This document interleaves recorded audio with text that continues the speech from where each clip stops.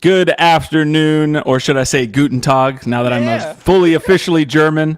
We are here bringing you NFT Live. We are here bringing you the content. We're here bringing you the dope creators. I mean, this is a squad and a half that I have up here.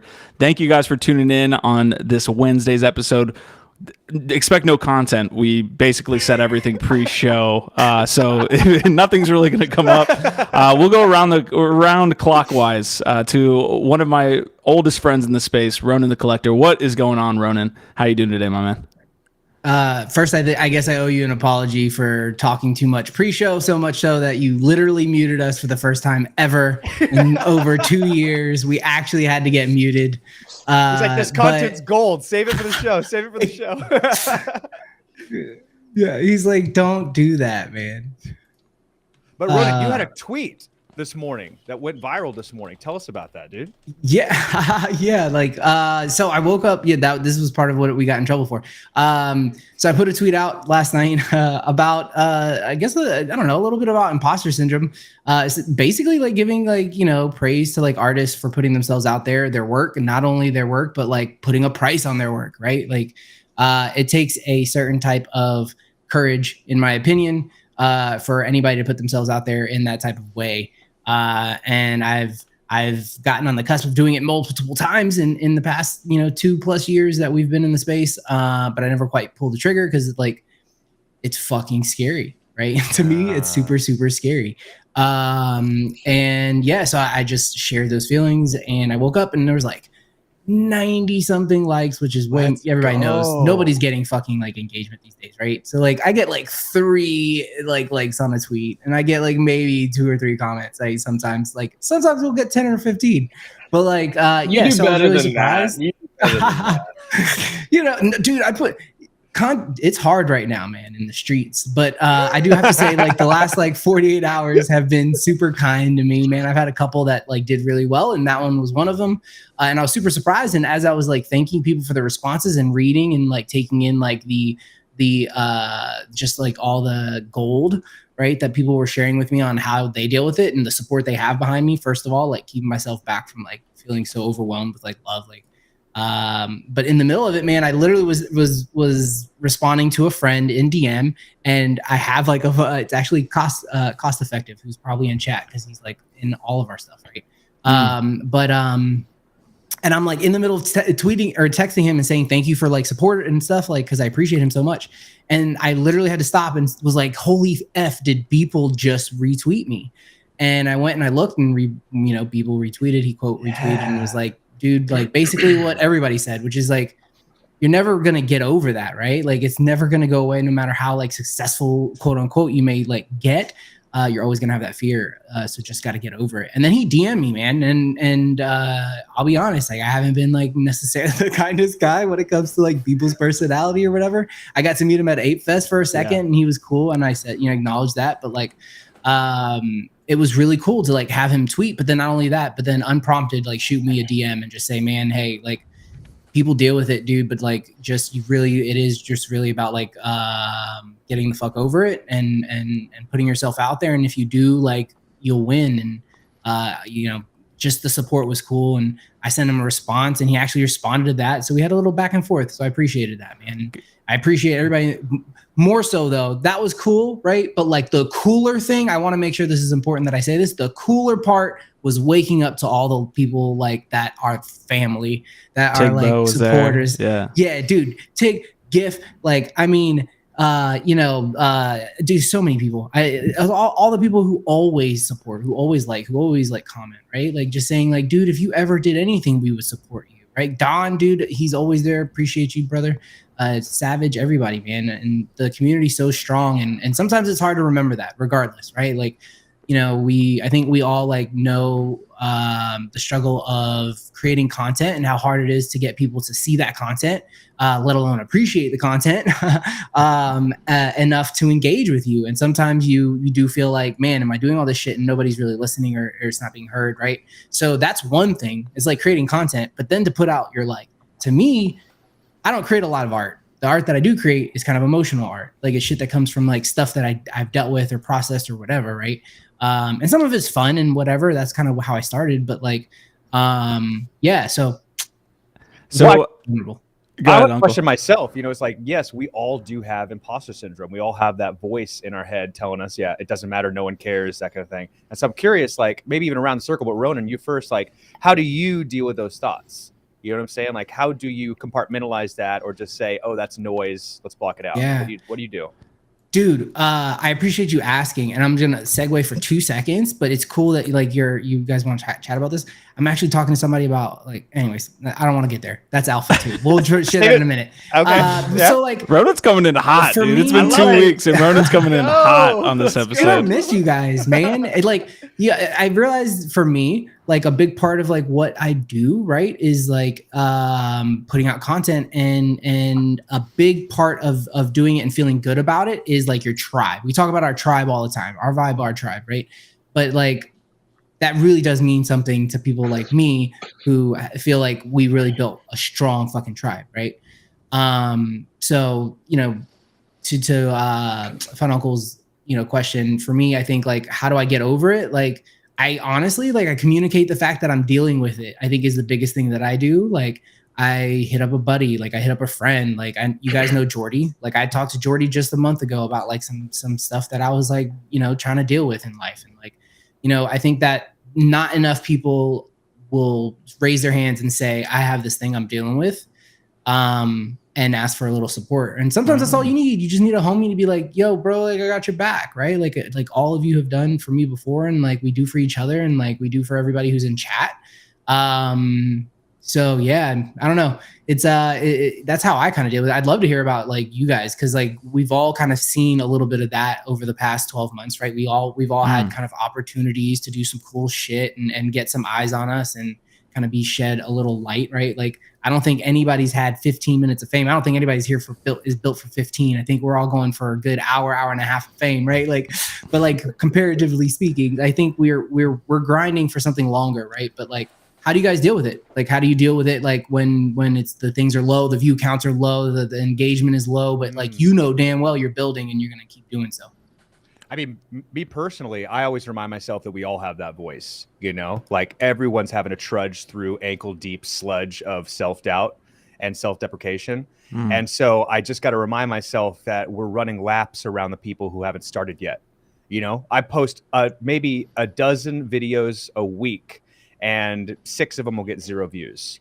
You know what I'm saying? And we were talking about before the show that one of them like miraculously got 30,000 views. And so that's going to carry me through about another 100 videos that get 0 views. Talk about going viral, dude. Right. Yeah. But that's the thing is up until I got that video that went viral, I was like, you know what? It only got 0. It got 0 views, but at least it's done and it's posted, and again, you can't help but feel like crap when you put all that work into a video and it gets 0 views, but you got to remind yourself like, but I got one done and I learned from that experience. I'm going to carry that knowledge forward to the next one. And so that's the kind of thoughts I keep putting in my own mind. Just you're running laps around the people who are still sitting on the couch, I think is what I tell myself. Yeah, I want to get gift that's taken here as well. But as far as like personally, the way that if I get caught in those modes of thinking, I always have to like revert to like, did I get better? Did I do this NFT live episode better? As opposed to saying like, oh, this episode hit a little bit harder or got more views. It's like, well, was the content better? And was I better as the host? Was I better as the creator? I think it's always kind of reverting back to yourself. But speaking of reverting back to, and I want to get Gift Dad's take, he is, all this motivation has to be, helping him out. I mean, he just, Gift, you want to tell me what happened and you want to explain what's going on here with yourself personally? What are we talking about right now? This is an intervention. This feels like an intervention. First step to I'm lost. I feel like y'all are referring to something. I did a DJ. This isn't an intervention. No, I did a DJ Savage segue. I'm talking about your back. How is your back? Pre-show, you said that you hurt your back. So let's talk about what exactly you're doing when this took place. Yo, sometimes you gotta lay it down. That's it. We're gonna leave it at that. Sometimes you gotta. Cheers. Lay it down. Gif, how do you deal with like trying to take it back seriously, putting us back on the tracks here, re-ranching, as they say? on the GM You're just Web3 gonna morning keep show. saying back again as many times as you can. I see what you're doing. I got a big quota that we actually have a bet. Me and Uncle have a bet on how many times I can say back in one episode. But how do you handle maybe dealing with, like Ronan said, like low view counts sometimes, or maybe one episode doesn't hit harder than another? Like, how are you dealing with that on a daily, weekly basis? I don't know. Like, y'all already kind of hit some of the best ones, right? Like, I don't want to just reiterate what y'all already said, which was great wisdom, right? Like, reminding yourself that everybody goes through it. Also, just knowing that, like, just putting in the work is like how you get, like, failure is the path to success. I mean, it's so cliche at this point, like, but you really have to put in the reps. And, they're not all fucking home runs. Like, you got to swing 100 times to get a few home runs. And that's kind of the name of the game, especially in social media these days. Like, I mean, I kind of wanted to pivot it to, like, take that whole going viral aspect into shouting out Fun Uncle. Because, the NFT live clips, we're throwing up, 30 of those a week, or 50 or 100 of those a week, or I don't even know how many. But, we just had one pop off. Fun Uncle had one, get 30,000 views in 24 hours. It's like, and nobody would have known which one if we hadn't just kept throwing them up, right? So I don't know. Like, experimentation is the name of the game. And if you're not built for that, then you're not going to last. Hell yeah. All right, we're going to start with the first topic here in just a second. I want to give a quick shout out to people in the chat, to all of our tribe members here that are commenting along, as well as watching on Twitter. We've mentioned that multiple times now. I think that's going to be the last time I talk about us implementing it, because now it's been like a month. It's kind of, it is what it is. But I got DJ Savage. I have Deck, Don R., Hash Rhymes, Fun Uncle is in the chat as well, is right here, so he's putting in double duty. Santino, just a lot of good community members, good members of our space here as we get started here today on NFT Live. Really, really awesome stuff from you three, and we will get started here. The first topic, and I'm going to pull that up here on my screen while we are live, is going to be Apple versus Web3 and NFTs. If you didn't catch the news over the past week, essentially Apple has said, yes, we will allow apps, dApps on to the Apple platform, but they have to respect the fees that come along with all of the other apps, or at least all the rules that the other apps have to follow, the centralized applications, which includes a 30% fee on sales by the actual app itself. Now, this is the debate here. Like, this, in one section, this is very good for the space. There's a lot of users, of course, on Apple and on that app store. But at the same time, we're used to a much lesser fee than you would see at 30%, right? OpenSea, I think, takes 2.5. The creator has a couple more percentage points there. So just want to get your guys' take. Let's go around the circle here, and I'll pull up the article as we go around. But Ronan, what were your initial thoughts here? Apple versus NFTs? Do you even see it that way? Is that like a adversarial thing? So I think it's a step forward, right? Like, before they were super against it. It was like strictly like no NFTs whatsoever. I feel like there were some projects that definitely figured out ways of getting around that, or working in that system, whatever structure they had. And so I think, like, making the shift to, okay, let's support the economy, of NFTs and get our share, makes sense. I'm still feeling super icky about 30%, and I think most people are. But what are you going to do? Right? Like, I don't know. Does anybody know, is Fortnite on Apple OS, or is that still an ongoing thing where, like, Epic's like, screw you, we're not Pretty paying sure 30%. Epic has their own. I'm pretty sure they have their own marketplace. Like, I know they have a marketplace, but they were pulled off of Apple devices, right? Like, they were on Apple devices for a while. I'm not sure if they're still on. Yeah, I think it was because they were rejecting the fees, right? So I actually don't know where that ended up. So, like, if anybody in the chat wants to, like, shoot us an update on where that's at, I don't actually know. But I think it's obviously a contentious subject across, you know, multiple industries and verticals, gaming being one, because there's so much transaction volume there that 30% is like massive. It's so much money. And it doesn't really make sense for a lot of businesses. I think like for this, I've got a lot to say on this, so like I don't want to take like an hour just like, you know, talking about this, but I think not a lot of other businesses are going to be able to get away with this. So like, while I don't love it, it's also Apple, and there's reasons why they're able to pull this shit off, which is that they have one of the most valuable communities, and you know, the tech and the platform and all that. It's all like a closed system. They have this walled garden and a bunch of really, really influential high net worth individuals who are all spending a bunch of money with their credit cards already tapped in. It's like there's a reason why they can get away with this. I don't think a lot of other platforms can, right? So it's like I'm not super worried about this becoming like a standard, because the only reason anybody would accept paying these fees is because of the value that Apple's network brings with it. And so, you know, it's not like they're attacking NFTs and saying like, hey, we're instituting this new thing. This is par for course for any apps that are in the App Store, no matter what business you are. I don't think it it doesn't directly impact artists, I think, in either a positive or a negative way, but I think indirectly it does. The positives being, obviously, this can be another key for mass adoption, for mass onboarding and introduction into the space. Obviously, again, it's a massive network of super highly engaged, tech-savvy consumers and users that could get access in a much more streamlined and integrated way into the NFT ecosystem, be able to buy, sell, transact in a really seamless, good way, a good experience. So that has the potential to obviously help artists, but I don't think most artists are going to be wanting to or benefited by transacting through the App Store specifically. The App Store has a very specific way that they operate. They vet all of these different apps. You know, they have to like check the code and they have to be approved, et cetera. They have to be developed in a certain way. And then obviously the economics now tied to that have to be set up in a certain way. So like, I think this is much more bullish because it incentivizes development for people to be developing for Apple now. So I think that's what I see as like the most immediate outcome.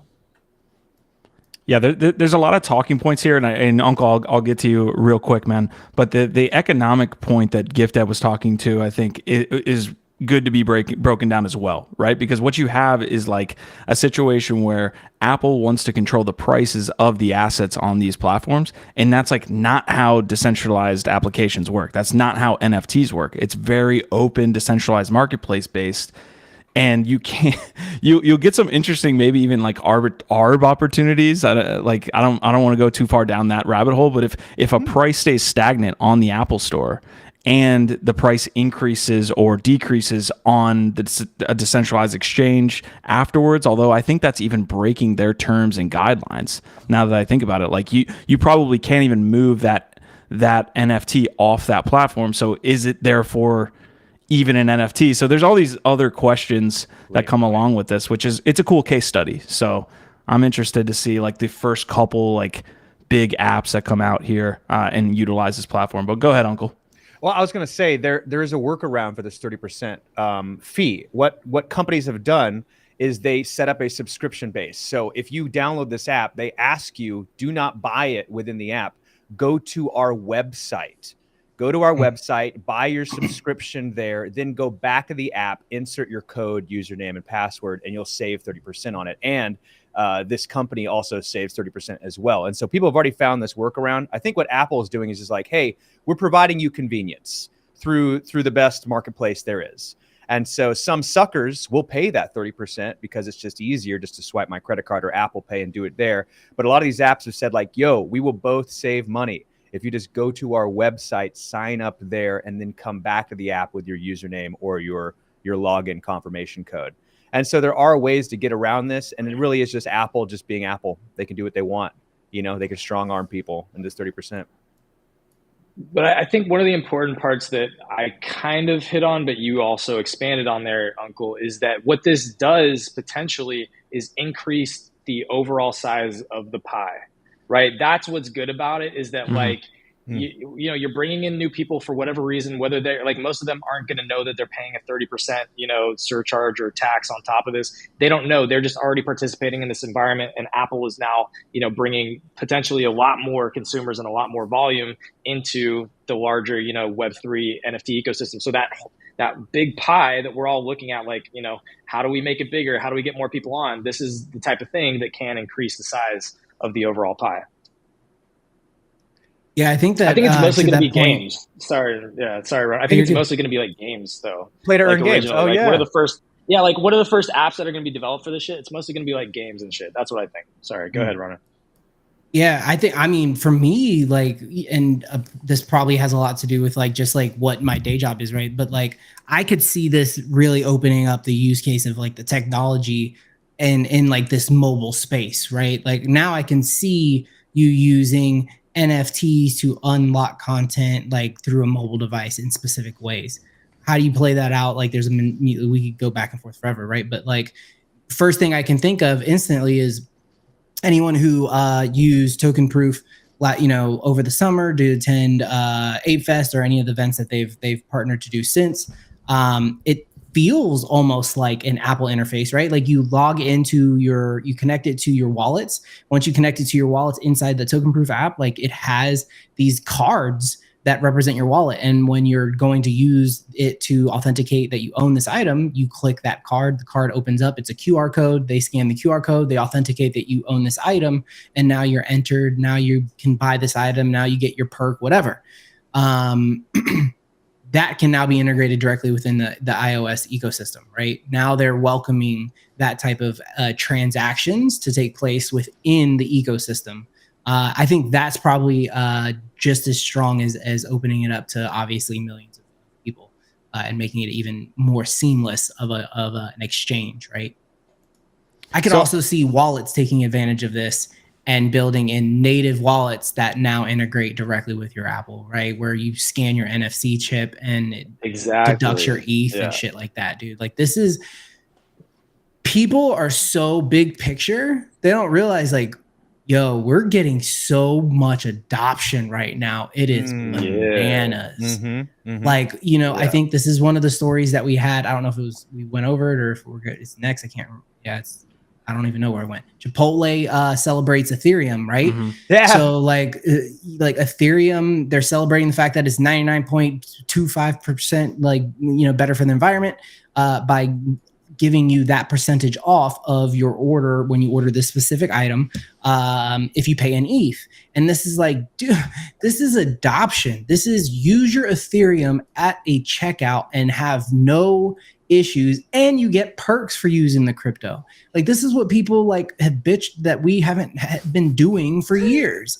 Like, and now that we're doing it, people ignore it, right? Like it doesn't mean, it's not a signal that like this is a real moment, right? Like, and it's just getting bigger and bigger and bigger.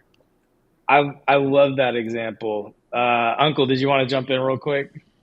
I just think it's hilarious. Proof of stake. They've got the lingo down too. That's pretty funny. I like it. The people get paid for marketing is excellent. Yeah, I love the example because it specifically references the insane reduction in energy costs, like, you know, how efficient Ethereum is, just like in the press release for Christie's. So Christie's, one of the biggest auction houses, one of the biggest art, you know, sellers in the world, it just announced that they're going fully on chain.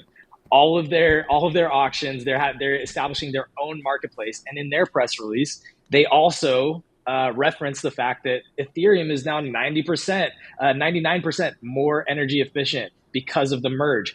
And the reason I love it so much is because Q, you will definitely remember. I don't remember who else was on the show, but just 2 weeks ago or something on NFT Live, when we were talking about what was going to happen with the merge, and people were like, "Oh, there's going to be a dump."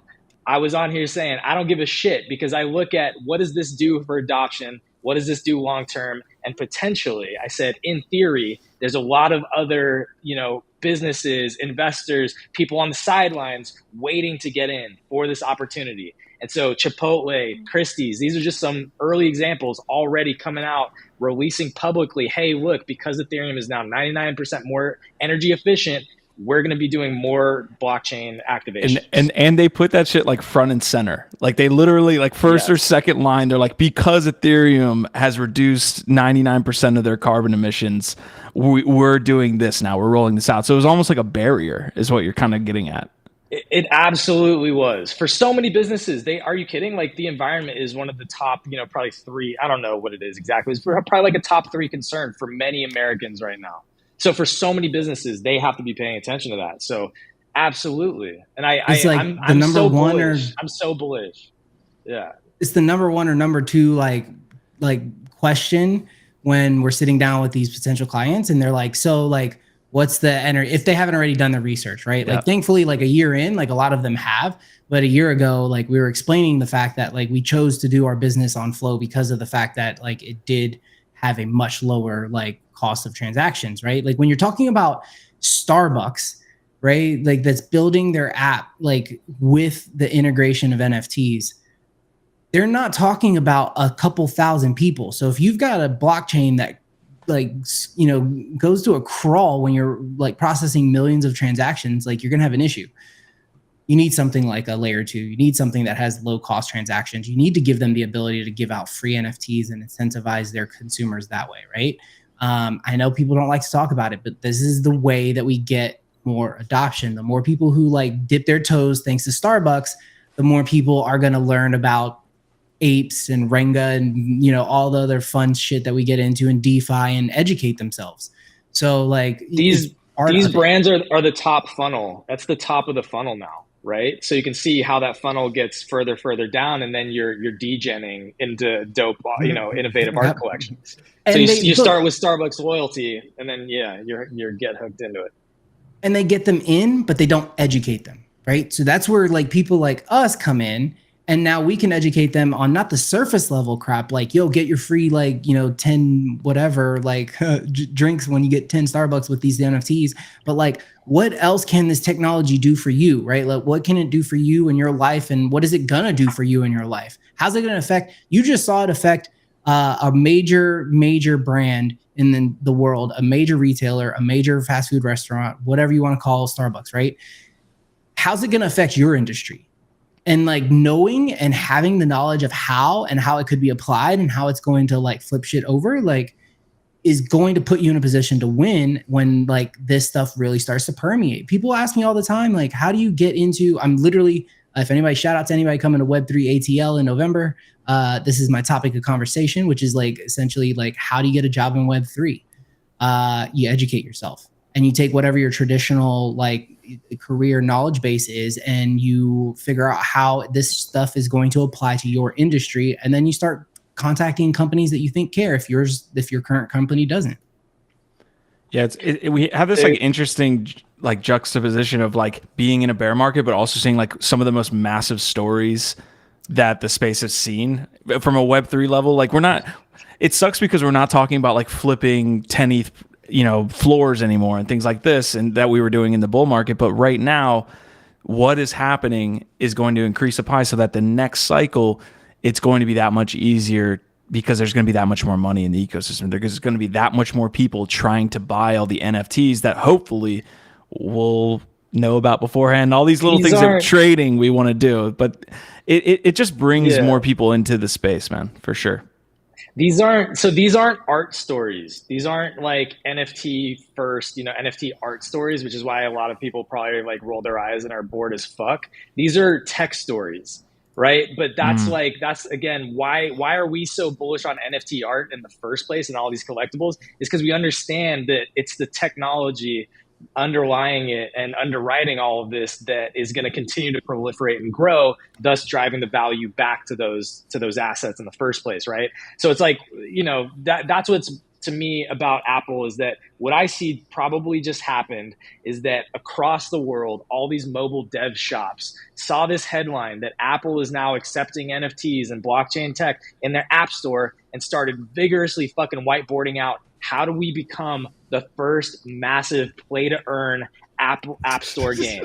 You know what I mean? It's like, no, that's what I'm sure is happening right now is that all of these dev shops are out there. How do we create the number one app store download for blockchain gaming or blockchain utility. So this is a tech story, and it's fucking huge. And as a last point, the thing that I love the most about Starbucks and Apple specifically is that these aren't just two of the biggest consumer brands in the world.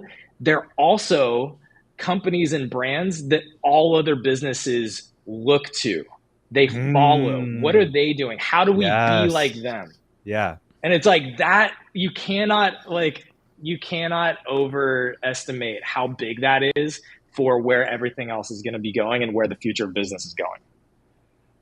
And to tap into what you guys were saying earlier about like this adoption taking place during a bear market, it's done in quiet, and we really have to fish for it. And I found this article that said Web3 games and metaverse projects have attracted $750 million since August. This isn't this year. This isn't this quarter. This is in the last 2 months, and this is the lowest, the reddest we have seen the markets in years. Yet in the background, quietly, these venture capital companies are opening up their wallets and dumping money in. And what's really exciting about this is the money is just now coming in. These announcements of the products are probably not going to come out for another 6 months to a year. And so we are the lucky few that like got to unearth this evidence that like, oh, wow, development is being taken place right now. And this next bull run is going to be explosive. And those venture capital companies see the opportunity and they're throwing down by the hundreds of millions. This is just 2 months, guys. That's just 2 months. $750 million. Can you wrap your mind around that? Venture capital companies being like, oh, yeah, this is it. Pull out your checkbooks, boys. This is it. Buy now. This might be the bottom for crypto for the next couple years. Yeah, a lot of these deals also have like a equity and a token component too. So you see all of those like other tokens that are going to be added to this ecosystem, and those are potential opportunities for investment. You know, you never want to like buy something at the top, of course, but like as a token gets launched and you see VCs getting locked up for a certain amount of time, there is an opportunity when some of these projects start to come along because they will eventually release tokens. That's the model we've seen up to this point. So yeah, a lot of big things happening, man. This leads me to my other question. What are you doing then in the bear market when it comes to things that we have traditionally, and I put that in quotation marks, traditionally been doing in a bull market, which is trying to research, trying to find the projects that will, do well. Like a lot of those things aren't happening. Maybe they are, and you guys in the chat have a lot of going on, but I don't want to like make this sound like I'm not flipping projects right now, but a lot of it is this is not happening a bunch. You see some outliers. One of the projects or one of the topics we're going to touch on here in a second is that Optimism got added to OpenSea. So another, along with Solana, Polygon, all these things, and you see those projects pumping on Optimism because there's some narrative there that it got added to OpenSea and all these different things. So there's opportunities, but not as much. What are you guys doing then in the bear market? What are people doing in the bear market? I should ask the chat as well. So I gotta also say I called out Stoics on this show. I flipped 4 Stoics in the last couple of days. So whatever. Congratulations, you know what?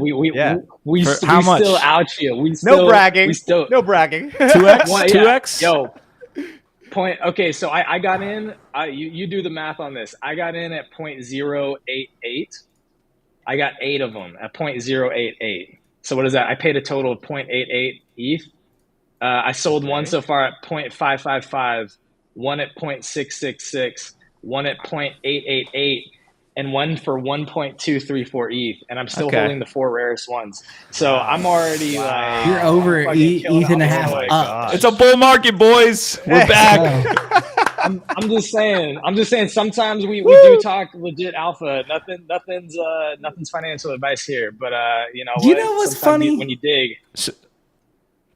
Sorry, what's funny, Ronald? Go for it. For as much of the alpha you put out, man.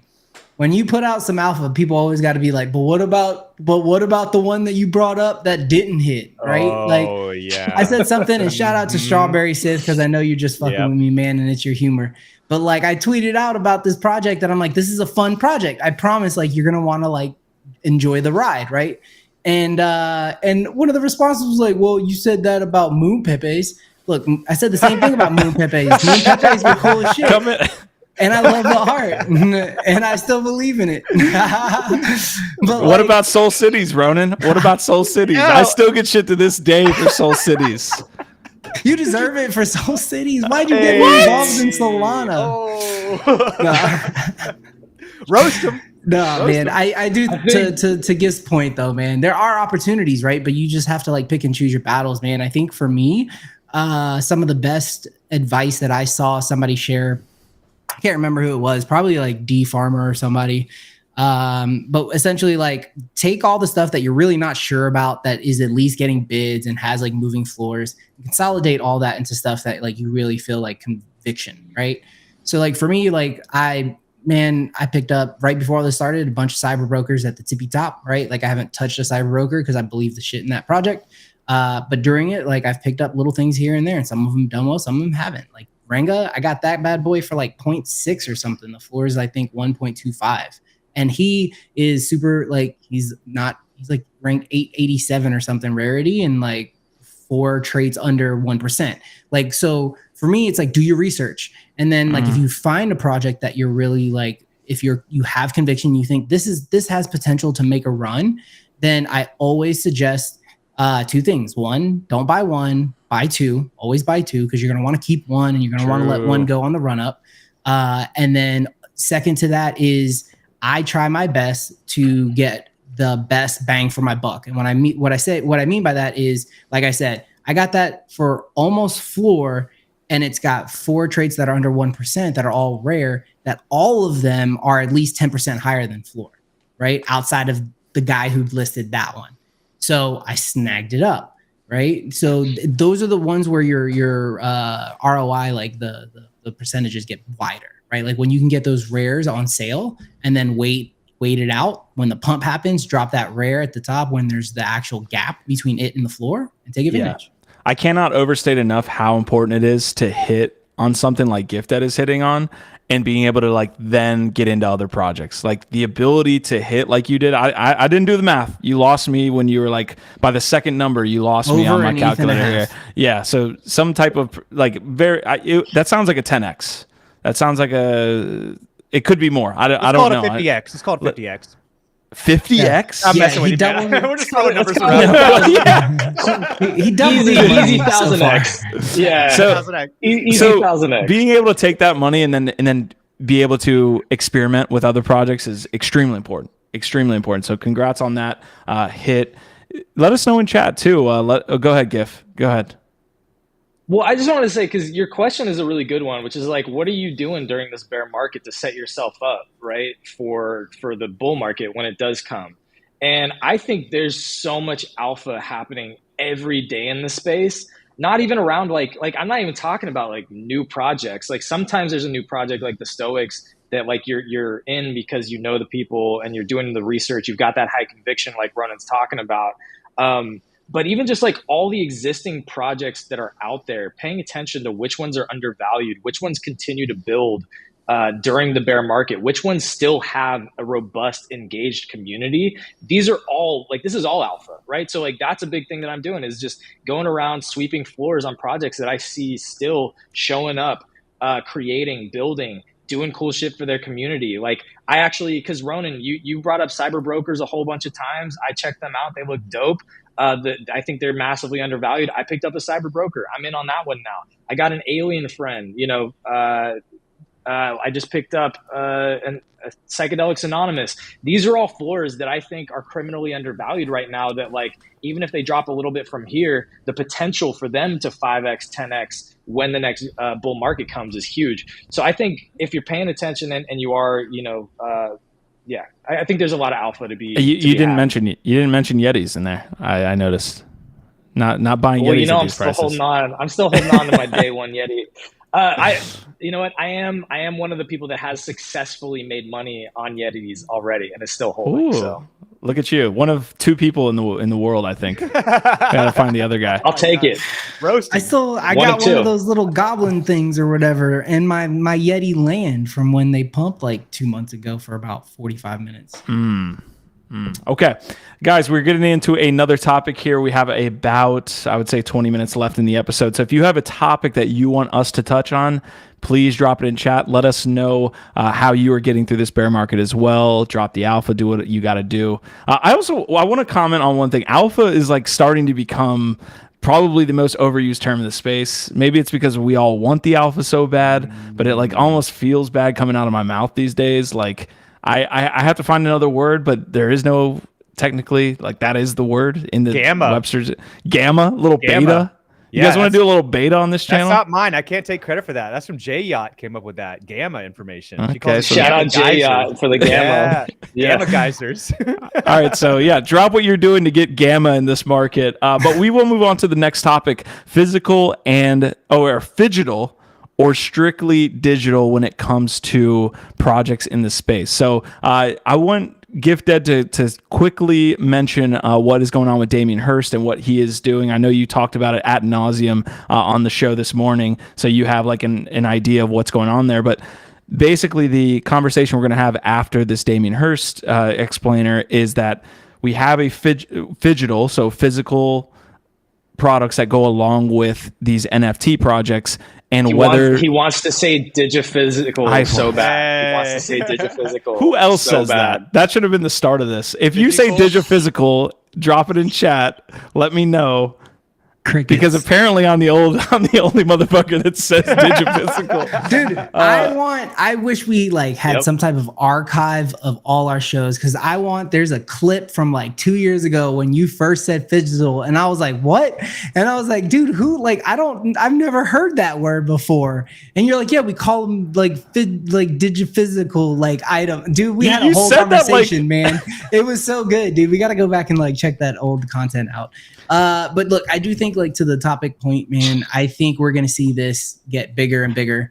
I'm seeing like, more and more interest from clients who are out there using things like Shopify and, Salesforce and things like that. They're looking at like, how can we bundle our physical stuff with digital stuff as an added perk for our people? I do think that like ultimately we're not quite to the point where I think some people think we are. Like, I don't think like we're to a point where like, your physical is tied to a digital and that actually means something. I still think it's kind of like this soul, like it's just this assumption, right? People are making. I think like what's really going to hit is when Nike starts putting NFC chips in every single like pair of sneakers, and you scan them, you get a digital token that represents that pair of sneakers specifically.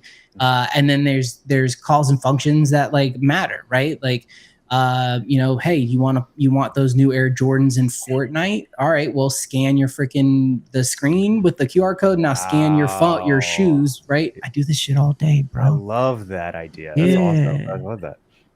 Fire emoji. That's yeah. Well, it's kind of like exactly what Christie's is now doing with all of their art that they're auctioning. It's like a stepping stone to where that's going, and then also brings up another headline from the week, which is Walmart.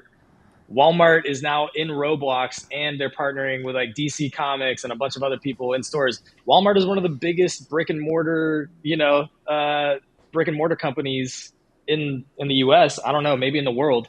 So like, yeah, where are NFTs going to be inserted into their point of purchases and in their actual stores? I don't know, but it's all happening, to Ronan's point. I don't know if like, I'll try and briefly explain the Damien Hirst thing. Right now, there's a lot of experimentation happening, especially with regards to like how art and physical, Phygital, all this comes together. There's kind of like the more utility. Yeah, okay, get out of here, bro. There's the more utility based physical, NFTs. Like Son Sound is creating dope headsets. They also have the art, but it's like primarily as a receipt for getting these dope headsets that they're creating. But then you have like the more art world that is like, hey, how do we add value or create additional like utilities on top of the NFT art that you're getting?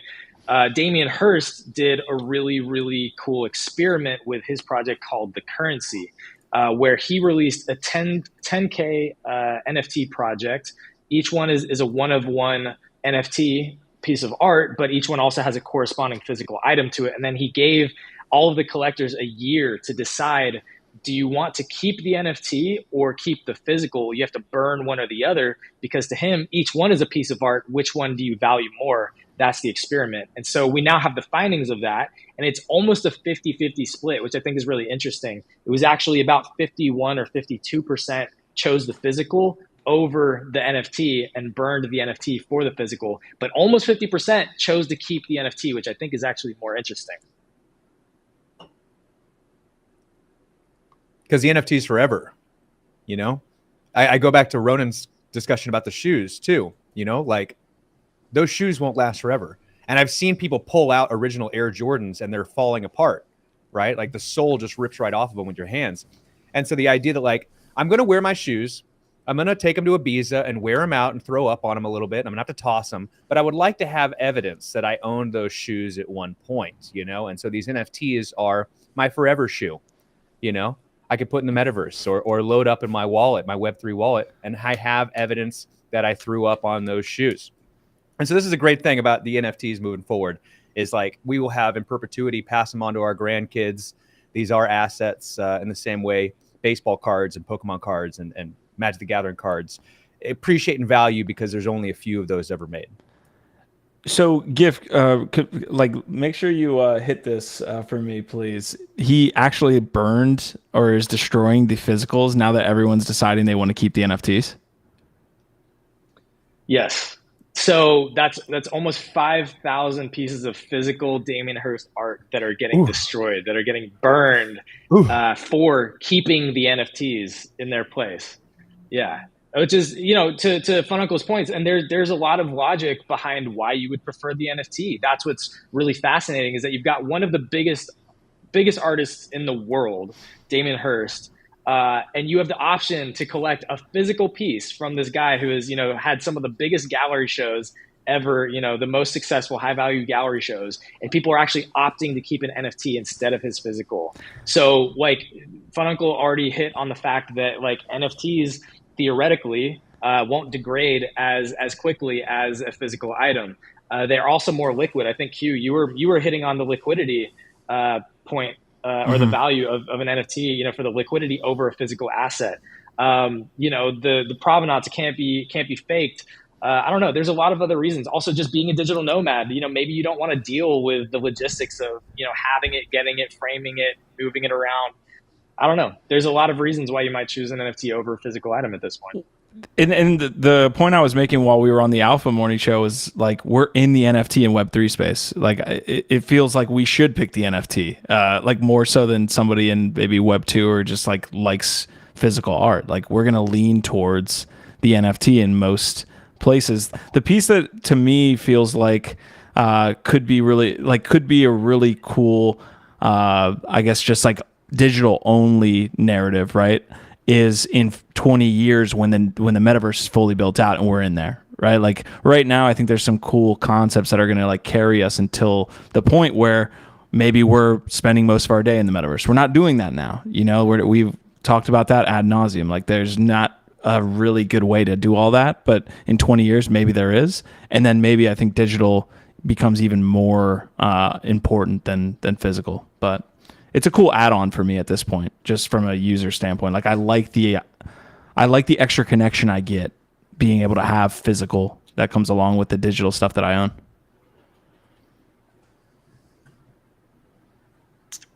Yeah. I love the comment that just came in. Would you burn your soul for the NFT? I know he means shoe, but I'm taking it the other way. My spiritual soul to have Would my you? own spirit as an NFT forever. Interesting conversation. I would Would that be upload a my soul brain. bound? Oh, keep going. You're onto something. That was a nice pun. That would You're be a soul-bound. soulbound, yeah. Well, actually, but that also reduces the value if you can't exchange it, you know, on an open market, right? Oh man. How are you going to sell your soul to the devil if it's a soulbound token? Ooh, wow. You can't. Wow. And what if I already sold my soul to the devil? What do I got? It's vaporware. It's a PO app. Nothing there. Yeah. This just got real heady. I'm like gifted in the middle of the beginning of the episode. Like, where are we right now? What are we doing right now, guys? We have a couple more topics, but I want to get any last takes here on the Phygital stuff. Apparently, only me, Don R, and Hash Rhymes ever use Digiphysical. But any last takes on Phygital, Ronan? And I guarantee that Hash and Don both got that term from you because they've been watching the show for the past 2 years. Roasted. So no, I would say like the only other thing I think is the real, like, it's funny because like my boss asked me like yesterday, what do you think like the real use cases for like NFCs? Do you think they're gonna take off? I'm like, man, yeah, absolutely. Because like imagine when like Nike does that for verification of authentication, right? Like they're suing StockX because StockX is like basically like pushing through these fake Nikes and marking them as authentic, right? It's a big issue. Imagine when Nike puts these secure NFC chips into their shoes. And now if you want to know if your shoe's authentic or not, you just scan it with your phone. Like people are like, well, NFC technology's been around a while. It hadn't really taken off. Yo, when's the first time you ever heard of QR codes? 12, 13, 15 years ago? But they're just now really blowing up as far as use case because phones are equipped with them, right? Somebody in NFC tech shared this with me. It was like 3 or 4 years ago, there was something like 10% of phones could use NFC, like had the NFC technology in them. Now over 90% of phones in use have the NFC tech in them. So now the tech is there. Now that like it's present for us to take advantage of, like how are we going to do it? And I definitely see the first massive use case is authentication of a physical item because of that chip, right? Like I think we're finally getting to a point where that technology is there and will be utilized. Yeah, and that's actually like that hits on the brilliance of why Christie's is going to absolutely just be dominating the whole art market, like traditional art and NFTs in the next 5 to 10 years. I'm making a prediction, bold predictions only. Y'all, I think Christie's is absolutely going to fucking dominate because they are now creating a standard for authenticating all of that traditional fine art. They're creating a new pathway, an avenue. So like, oh, you've got your Picasso, you've got your Rembrandt, all of those. Who are they now going to go to get authenticated, get the NFTs, get them on chain? Somebody's going to be doing that. I know a bunch of people are trying to crack that, but Christie's has now put a giant flag out there and said, hey, we've got a system, we've got the auction backing it, we've got our own NFT platform for doing all this shit. So now people are going to be looking for that stamp. They're going to be looking for that NFT. They're going to be looking for the receipts when they buy, a $5 million painting. Who has authenticated this on the blockchain, right? Who's put their name behind it? Fucking Christie's has. So that's huge, man. So counterpoint here, do we need another like Sotheby's or like other competitors to do what they do? Because then doesn't that make them kind of the gatekeeper to doing all that? Like then they can charge absorbent fees, all these different things. Is that a valid kind of argument there? I just don't know about fine art as much as you probably do. Yeah. Well, capitalism only works when there's competition. So like for the consumers, like we would want to have multiple options, right? But like if they can monopolize the space, like good for them, I guess, as a business. Yeah. Dickenza's who brings a lot of gamma to the show, a lot, I would say.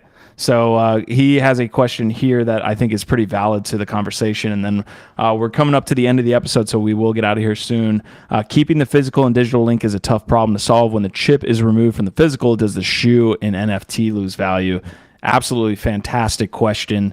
And does obviously pose a question of like, you have an item in the physical world. What if someone like removes the NFT or like transfers the NFT but still holds the shoes? There's all these like different like wires cross that happen. What do you guys think about that question there from Dickenza's?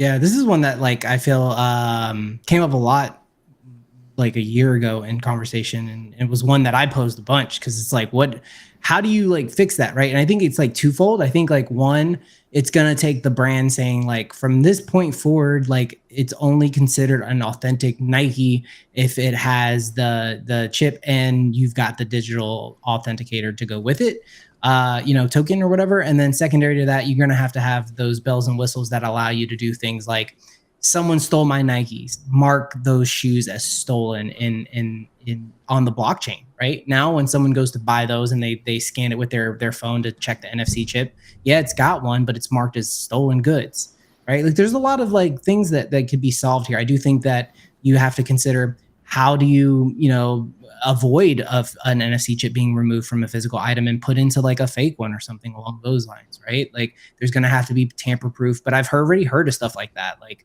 I've heard like, these things power themselves, right? So literally using the smallest like thread that would then deactivate it if it was removed from the threading that it was like put it into the item, right? Like you're going to have some type of physical, security device there. But that's I feel like that's probably a simple hurdle, and it's just going to take somebody like Gucci or Tiffany's to come out and say this is how you're going to authenticate our items moving forward. You're going to have the physical, you're going to have the digital, and when you scan them, all that information is now in the blockchain.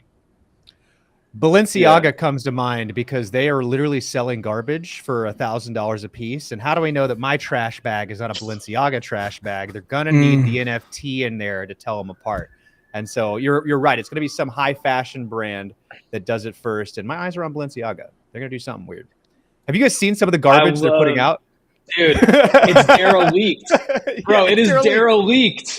It's like the most ridiculous Zoolander meta shit ever. It's literally selling like, what does it look like to be homeless, but you have to pay $1,000 to look that way. It's the most ridiculous, absurd shit ever. So I love that you called them out. I think XPWAO in the chat here, hit it right. It's like you're getting into grading collectibles. So absolutely, when a collectible has been tampered with or damaged, that reduces the grade and thus the value, like how it's valued on the open market, right? So like I hate the Beanie Babies comparison, but Beanie Babies are just a collectible at the end of the day, right? A popular item. But when you remove that tag, like everybody knows that damages the value of that Beanie Baby, right? So it's like, absolutely, if people are tampering with it, it's going to change how it's valued on the collectible market.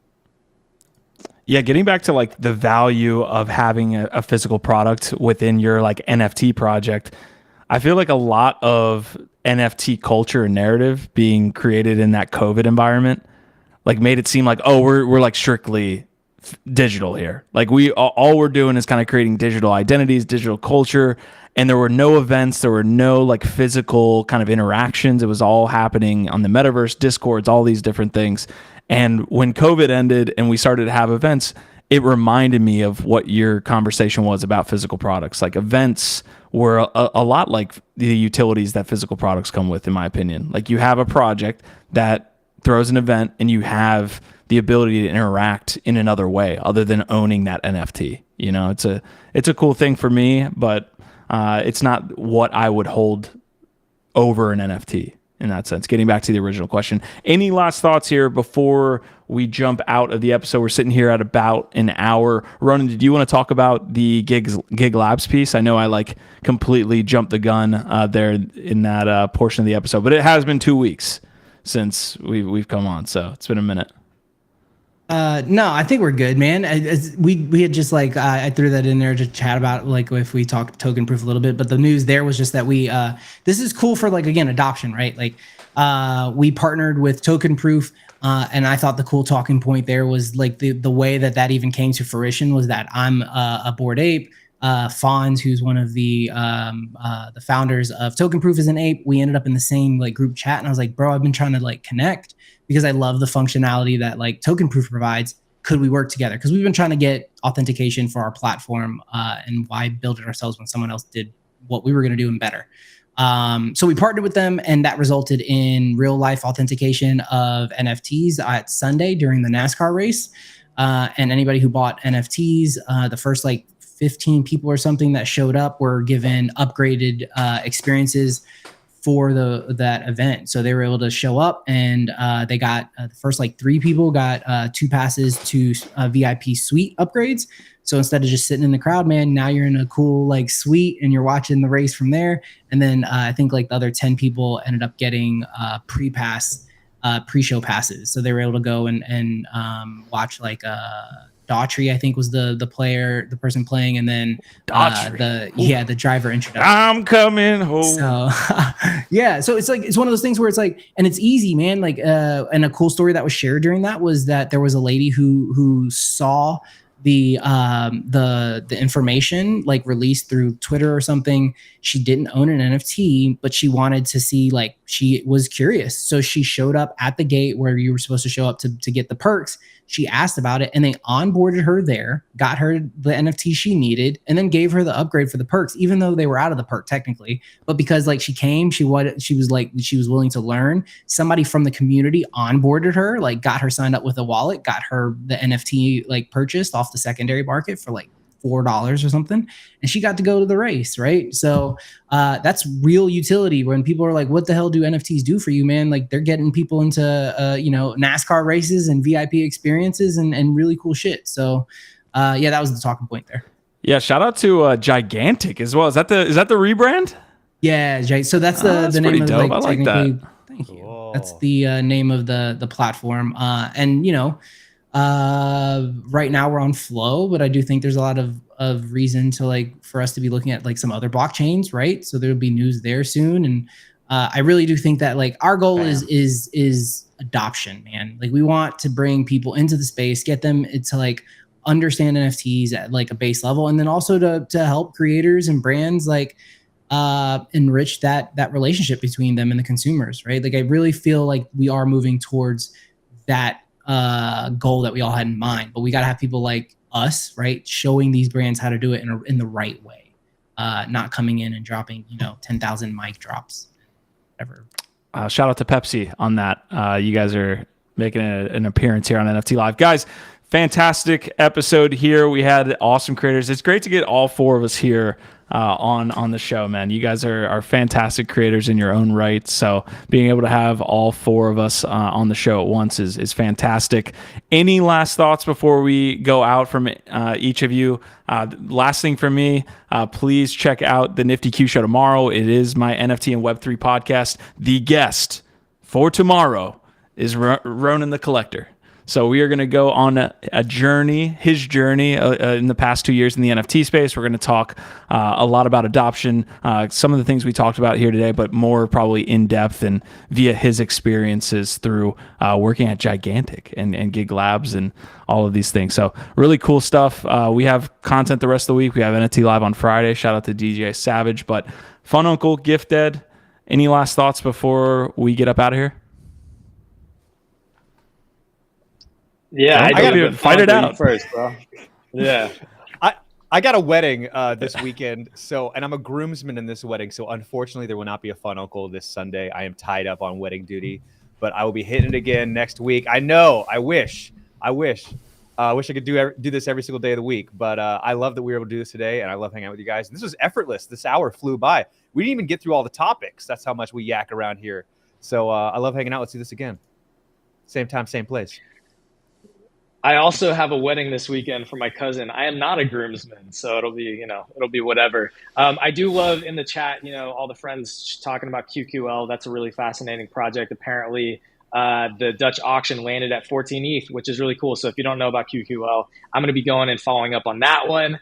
As like a last note from me, other than, of course, we have our last GM Web3 of the week tomorrow morning on Twitter Spaces, and hope to see you there. Is that Q? We've been talking a lot about NFT as a term and like how we're positioning like the accessibility, onboarding the next the first billion people into the space, and is NFT or blockchain or crypto or Web3 like the sort of nomenclature that's going to proliferate and be sort of adopted broadly. I actually love now possibly my favorite example to point to. We all look at these different technologies and use them as examples or comparisons to what NFTs are like. And I think my favorite one that I've seen now is MP3s, because MP3s were a fundamental technology that basically was the beginning of digital music streaming, this whole business now. Now we all use MP3s or stream music, but we don't always still use the term MP3 like we used to when it was brand new. It used to be like that was the descriptor, that was the adjective to define digital music. When you're like, oh, do you have a CD? Do you have a record? It's like, oh no, it's an MP3. That was digital music back then. But as it goes mainstream, as the technology evolves and becomes more seamless and people adopt it, they don't necessarily keep using MP3 every day. I think NFT as a term is like that. As the technology evolves, we'll still be using NFTs to some degree, but only in specific situations where you're dealing with the technology or the files themselves are you probably going to be referring to them as NFTs in the future. I think we'll probably be talking about them as just digital assets or something else, a key, a token. I don't know. All right, guys. Well, tune in next week while we work over the rebrand for the NFT Live and my own personal brand, Nifty Q, which will not be used it's always gonna at have all a place, in the space. Q. It's always going to have a place, bro. Real Collectibles live. Yeah, we got do something running. Yeah, we're on to something, guys. All right. See you next week. Love you guys. We will be here. Bear market, Our bull vibe, market. our tribe. There it is. Yeah.